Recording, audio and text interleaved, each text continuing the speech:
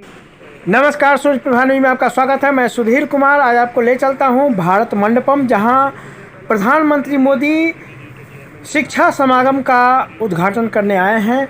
यहां पर ये दिल्ली के ITPO का ग्राउंड है, जहां भारत मंडपम, जहां 2 दिन पहले प्रधानमंत्री आकर इस मंडपम का उद्घाटन किए हैं। और यहां पर बच्चों से मिलते हुए यहाँ देखा जा सकता है प्रधानमंत्री प्रसन्न हैं और बच्चों से मिल रहे हैं। साथ ही यहाँ जो पोस्टर लगा हुआ है वो हमारे पूर्व राष्ट्रपति अब्दुल कलाम जी का है, जो कि आज यूथ आइकन बने हुए हैं हमारे देश के। ऐसा शायद ही कोई युवा हो जो इनसे प्रेरित ना हो, इनके जीवन से प्रेरित ना हो। और प्रधानमंत्री यहाँ एक एक स्टार्टअप वाले से, एक एक युवा से मिल रहे हैं, उनके बारे में जान रहे हैं, उनके स्टार्टअप्स को जान रहे हैं। यहाँ देखा जा सकता है इस उद्घाटन के मौके पे, और बच्चे बड़ा उत्साहित होकर के प्रधानमंत्री से मिल रहे हैं। यहाँ देखा जा सकता है प्रधानमंत्री से किस तरह से बच्चे दिखा करके अपने इनोवेशंस के बारे में बता रहे हैं। और इसके साथ ही यहाँ पर इस कार्यक्रम में उपस्थित हमारे राष्ट्रीय शिक्षा मंत्री धर्मेंद्र प्रधान जी पहुँचे हुए हैं, और क्या कुछ उन्होंने अपने संबोधन में कहा यहाँ सुना। राष्ट्रीय शिक्षा नीति 2020 के 3 वर्ष पूरा होने के अवसर पर माननीय प्रधानमंत्री जी की गरिमामय उपस्थिति में आयोजित शिक्षा के महाकुंभ में अखिल भारतीय शिक्षा समागम में आप सभी का स्वागत। 2 दिन पहले आदरणीय प्रधानमंत्री जी के द्वारा इस भव्य भारत मंडपम का देश को लोकार्पित किया गया।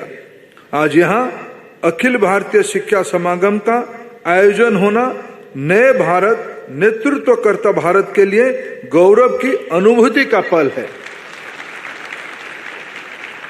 NEP 2020 आदरणीय प्रधानमंत्री जी के नेतृत्व व मार्गदर्शन में 21वीं सदी के नए भारत का पथ प्रशस्त करने वाला मूल दर्शन का प्राण तत्व है।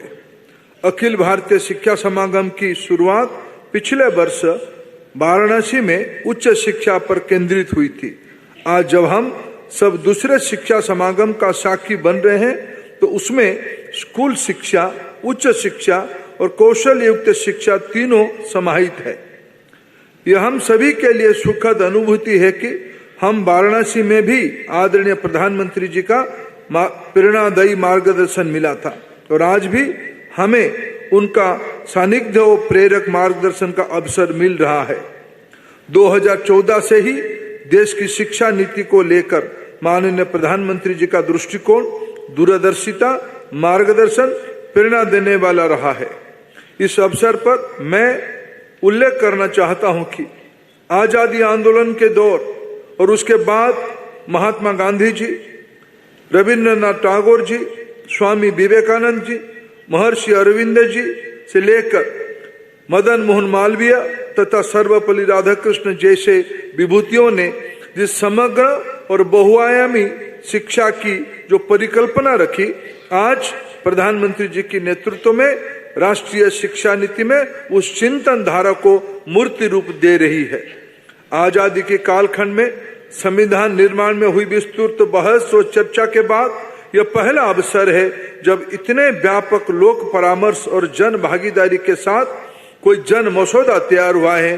आज राष्ट्रीय शिक्षा नीति के जिस स्वरूप को देख रहे हैं, वो भारत की शिक्षा के प्रति भारत की भावना का प्रकटीकरण है।